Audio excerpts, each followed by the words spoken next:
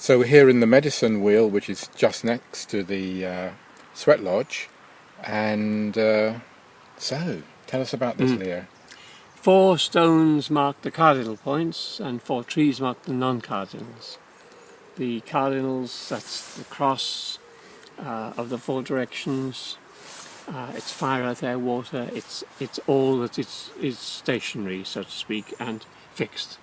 The non-cardinals mark the movers and the powers that move the wheel and so on. And when one learns the wheel and connects with all the 8 powers and understands the relation of them, one is understanding the powers and the relations of things within oneself. And then by understanding, one can gain power to shift that stuff within oneself.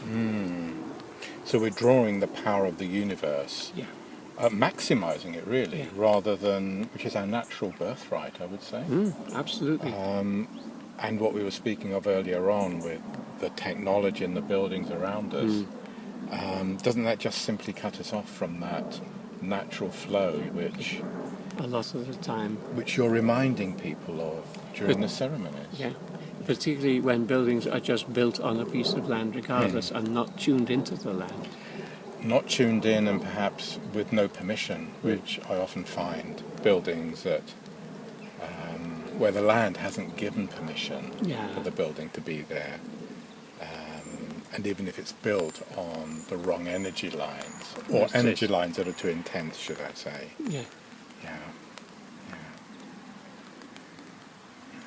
So it's like a medicine wheel is like an external map of the internal world. Okay. And through studying it as an external map, one gets to understand the internals. To understand the internals. Do you find the process in the medicine wheel, does it end up just stripping away layers of who we are not? I think so. Yeah. And it touches people. Many different ceremonies we've done here, and they touch people at an existential level, at a deep inner level. Do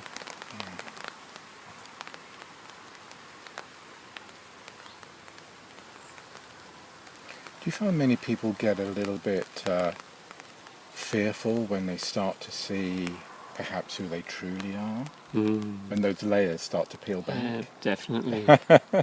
Definitely. Do you recall any experiences or what happens in that situation? Do you encourage them, to give them a little push? Yeah, encourage and hold so that they can be with the fear and not try to pretend it isn't there. Yeah. And just go slowly and steadily, feeling that they're held. And in their own time, they can deal with it and move through and move on. So this holding is quite a major part. You've mentioned it a few times. It's a very psychotherapeutic framework in a sense, isn't it? Yeah, holding without dominating. Giving, it's like giving the people food, so to speak, but letting them eat it in their own time. Yeah. And not trying to push or be clever. No. I know you've studied psychotherapy in your early days. Can you say anything about the relationship with perhaps Jung's work, with shamanic work? It's very similar. Jung apparently spent time with the Paiute. I think that's right, Paiute Indians. Okay.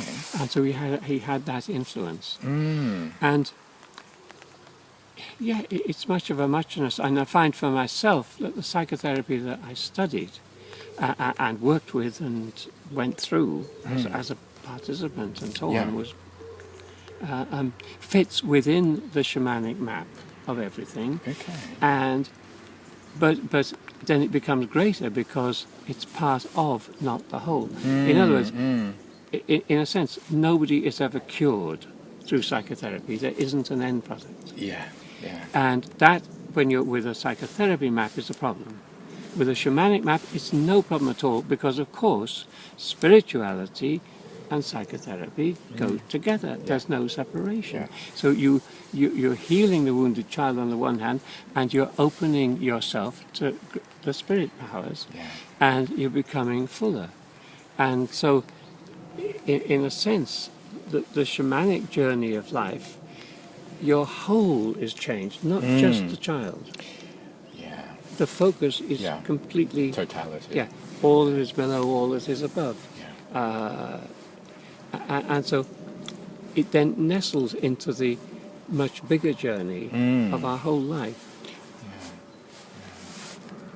And then the fact that the wounded child never completely gets healed doesn't matter, because it's not that important. It's very, very important while it calls to be healed. Yeah. But as you go on, it becomes less and less important. And the healing comes through then further development of the higher nature of yourself, and the connected nature of yourself. Do you feel if we really connect to the highest spiritual part of us, do all the problems magically drop away? Can they? I'd say almost that they become so much less relevant. Exactly. That they become something to laugh about. Yeah. And of course, that's fine. And then they can come back one day when you're having a bad day, and you think, oh, shit. But that doesn't matter, because that's just that day. That's so. And so again, there's no panic. Okay, so I'm feeling my wounds today. Yeah. Okay, well, get conscious about it. Do whatever's necessary. Yeah. And the other part of you will be back the next day, so to speak. So putting our efforts into, let's call it the spiritual work, rather than trying to process what we might consider as a problem, is actually better use of our energy and time?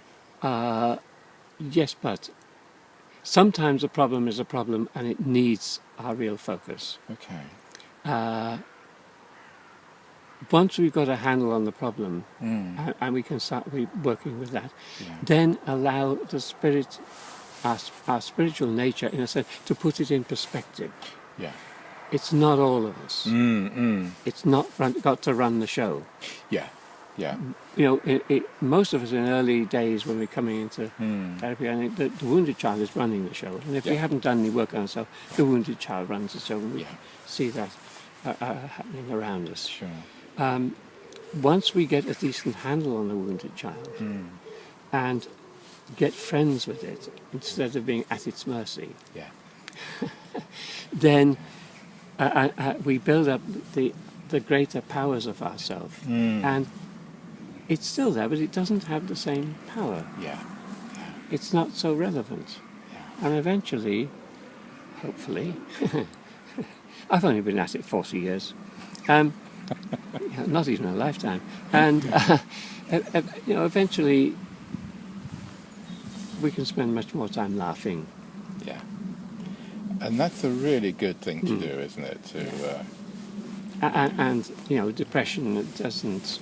No, doesn't serve. No.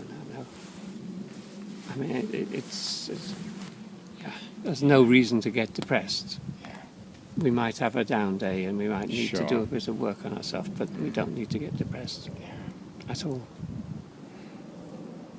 So, cup of tea time again? Cup of tea. I know we keep saying this and then we keep going to another area, which is fascinating, but so